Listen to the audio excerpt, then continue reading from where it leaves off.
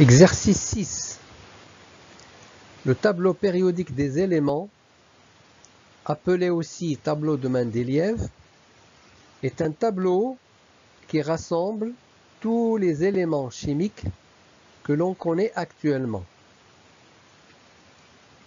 Il est formé de 7 lignes ou bien 7 périodes.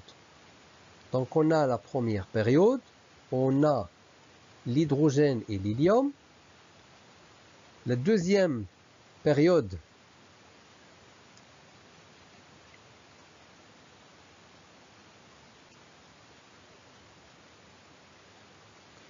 n égale à 2.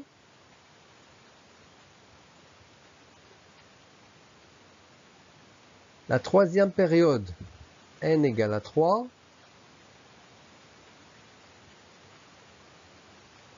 La quatrième période, c'est-à-dire n égale à 4.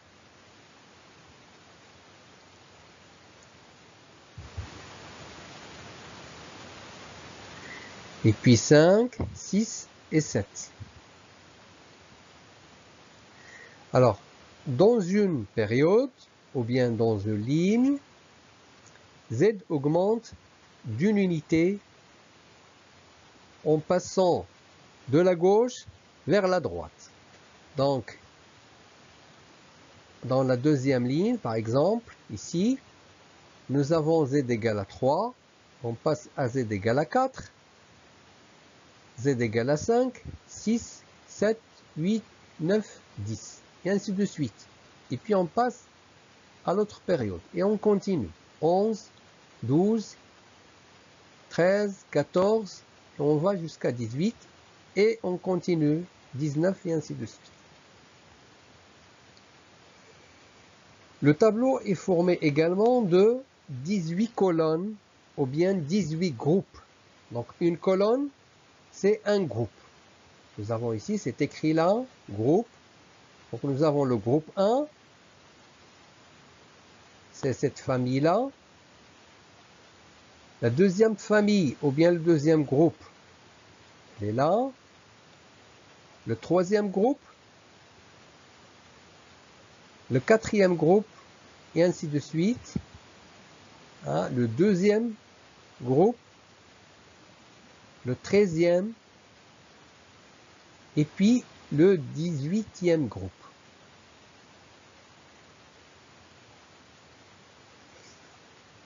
Alors, les éléments d'un même groupe ont la même structure de la couche de valence. Les éléments qui appartiennent à une famille, à un groupe, ils possèdent la même configuration de la couche de valence. Donc, si je prends par exemple le deuxième groupe, je vais trouver la même configuration électronique de la couche de valence de tous ces éléments-là.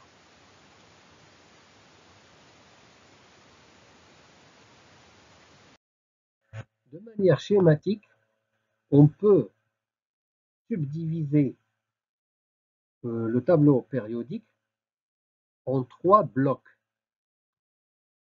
Le bloc S.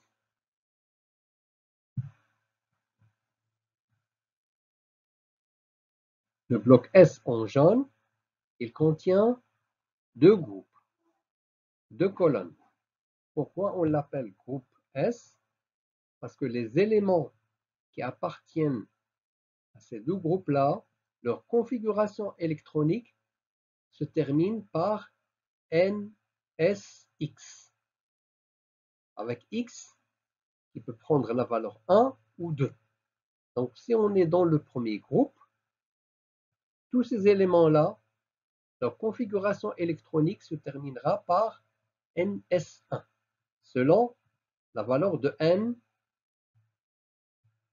qu'on a ici. Si les éléments qui appartiennent au deuxième groupe, leur configuration électronique se terminera par NS2. Donc c'est l'orbital S qui est en cours de remplissage dans le bloc S. Le bloc D.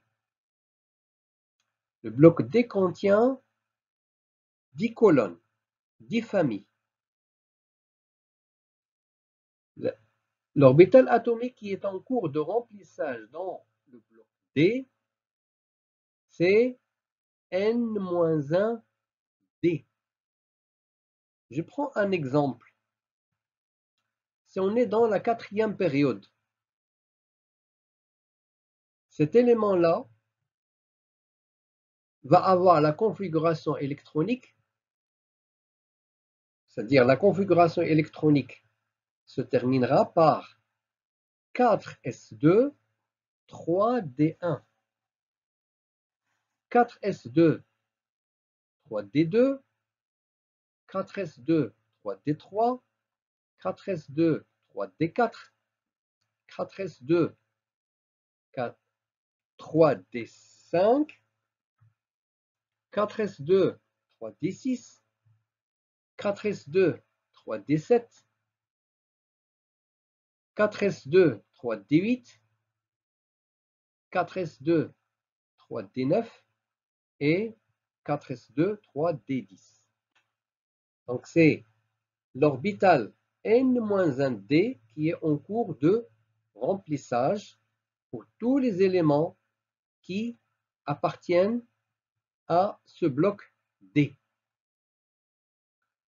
Et puis le bloc P, c'est tout ça, à l'exception de l'hélium qui est là, qui a une configuration électronique 1s2. Tous les autres éléments, leur configuration électronique se termine par NPX. Alors, si je suis dans la 2e période, pour cet élément-là, sa configuration électronique se terminera par 2s2 de P1, 2s2 de P2, 2s2 de P3, 2s2 de P4, 2s2 de P5, 2s2 de P6.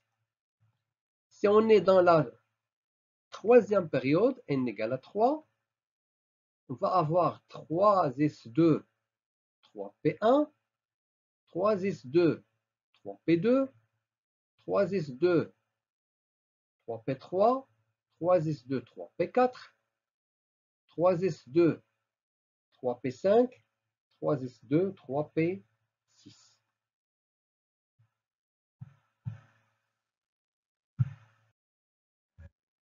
Les données de l'exercice 6 sont les suivantes. La première donnée, les 3 atomes A, B et X sont tels que ZA est inférieur à ZB et ZB est inférieur à ZX. Deuxième donnée, chacun de ces atomes possède un électron célibataire sur sa couche de valence. Troisième donnée, les 3 atomes appartiennent à la 3e période. À partir de cette 3e donnée, il faut déduire que les niveaux d'énergie n égale 1 et n égale à 2 sont déjà remplis d'électrons, puisque l'atome, bien les 3 atomes, appartiennent à la 3e période. Alors, si l'atome appartient à la 3e période, ça veut dire que les périodes 1 et 2, je veux dire les niveaux d'énergie n égale 1 et n égale 2 sont déjà remplis. Et le niveau 3, il peut être soit partiellement rempli, soit totalement rempli selon le nombre d'électrons qu'on a dans l'élément considéré. Alors, 2 cas se présentent.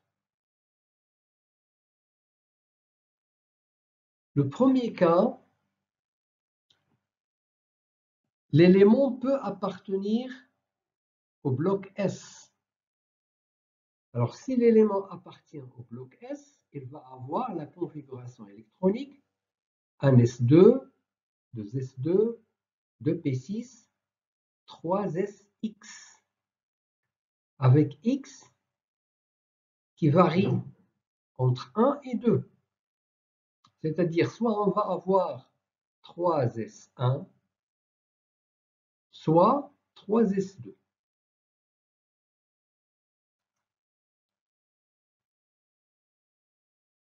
Alors, le premier cas où on a 3s1, ça veut dire que l'élément appartient au premier groupe, la première colonne. Alors, je représente la case quantique avec un électron. C'est la case qui représente l'orbital 3s avec un électron. Donc, on a un électron célibataire.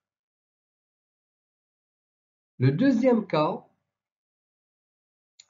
c'est lorsque l'élément appartient au deuxième groupe du bloc S. Donc, on va avoir 3s2. Alors, dans la case quantique, on représente les deux électrons. Sur la case quantique 3s, on va représenter les deux électrons qui sont appariés. Alors, deux électrons appariés, ça veut dire qu'il n'y a pas d'électrons célibataires dans ce cas-là. Donc, cette configuration, elle est à éliminer parce qu'il ne contient pas d'électrons célibataires, donc elle est contradictoire avec ce critère-là. Le deuxième cas qui peut se présenter, c'est lorsque l'élément appartient au bloc P. Alors, nous avons dit que pour le bloc P, c'est l'orbital 3p qui va être en cours de remplissage. Alors, la configuration électronique d'un élément qui appartient au bloc P va avoir un S2, 2s2, 2p6, 3s2, 3px, avec x qui varie entre 1 et 6, puisque le bloc P contient 6 colonnes, 6 groupes. Alors, je précise que la couche de valence, dans ce cas-là, c'est 3s, 3p. Et non pas uniquement 3p. C'est 3s et 3p. Parce que la couche de valence, c'est la couche qui correspond à la plus grande valeur de n. Et donc, la plus grande valeur de n qu'on a ici, c'est 3. Alors, nous avons la 3s et la 3p. Non pas uniquement la 3p seule. Alors, on va voir les cas possibles. Le premier cas, on a un électron sur 3p1. Si je représente les cases quantiques, je vais avoir un électron célibataire. Donc, cette configuration-là, elle est en accord avec ce critère-là. Donc, on va la retenir. Le deuxième cas, lorsqu'on a deux électrons sur l'orbital 3p, si je représente les cases quantiques, on voit bien qu'on a ici deux électrons célibataires. Donc cette configuration-là, on ne va pas la retenir. Pourquoi? Parce qu'elle présente deux électrons célibataires. Alors que le critère qu'on a ici, il dit que chaque atome doit contenir un seul électron célibataire sur sa couche de valence.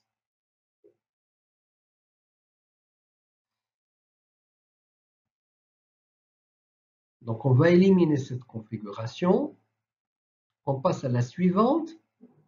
C'est lorsqu'on a 3 électrons sur l'orbital 3p. Lorsque je fais la représentation avec les cases quantiques, on observe qu'on a 3 électrons célibataires. Alors, cette configuration, elle aussi, n'est pas valable. On va l'éliminer parce qu'elle contient 3 électrons célibataires. Et pour nous, il faut que l'élément ait un seul électron célibataire sur sa couche de valence. Le cas suivant, c'est lorsqu'on a 4 électrons sur l'orbital 3p. Lorsque je représente les cases quantiques, on observe qu'on a 2 électrons appariés, mais on a aussi 2 électrons célibataires.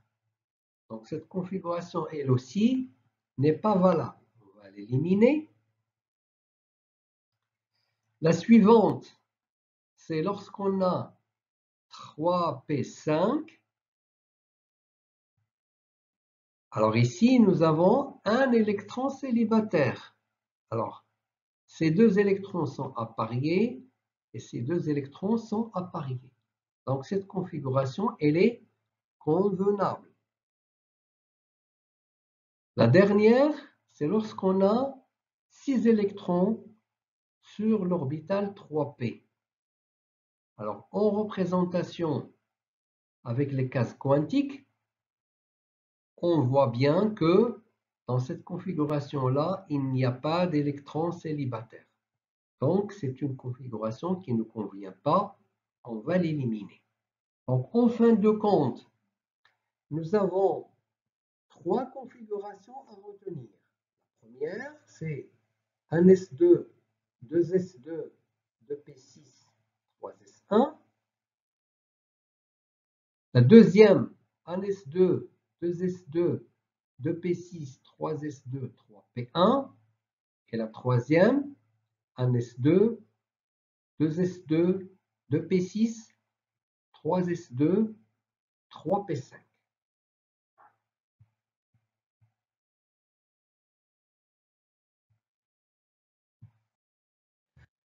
Les 3 configurations électroniques à retenir sont donc les configurations qu'on vient de voir dans la diapositive précédente. Je vais les rappeler. Ça, c'est la première, la deuxième et la troisième. Si on fait le compte des électrons sur chaque configuration, on va obtenir pour celle-là 11, pour la deuxième 13, pour la troisième 17. Je rappelle que Z représente le nombre de protons, mais lorsqu'il s'agit d'atomes neutres, c'est-à-dire un atome qui n'est pas chargé positivement ou négativement, le nombre de protons est égal au nombre d'électrons. Donc, dans ce cas-là, Z représente aussi le nombre d'électrons. Alors, nous avons vu aussi que l'atome A, il correspond à la valeur de Z la plus petite. P, il correspond à la valeur intermédiaire. Et X correspond à la plus grande valeur de Z. Alors, si on se rappelle un petit peu du tableau périodique, on va s'apercevoir que Z égale à 11, il correspond à l'élément sodium. Donc A, c'est le sodium. Z égale à 13 correspond à l'aluminium. Donc B, c'est l'aluminium. Et Z égale à 17 correspond au chlore. Donc X, c'est l'élément chlore. En conclusion, l'objet de cet exercice, c'est de vous montrer que lorsqu'on connaît la position de l'élément dans le tableau périodique, on peut écrire sa configuration électronique même si on ignore son symbole.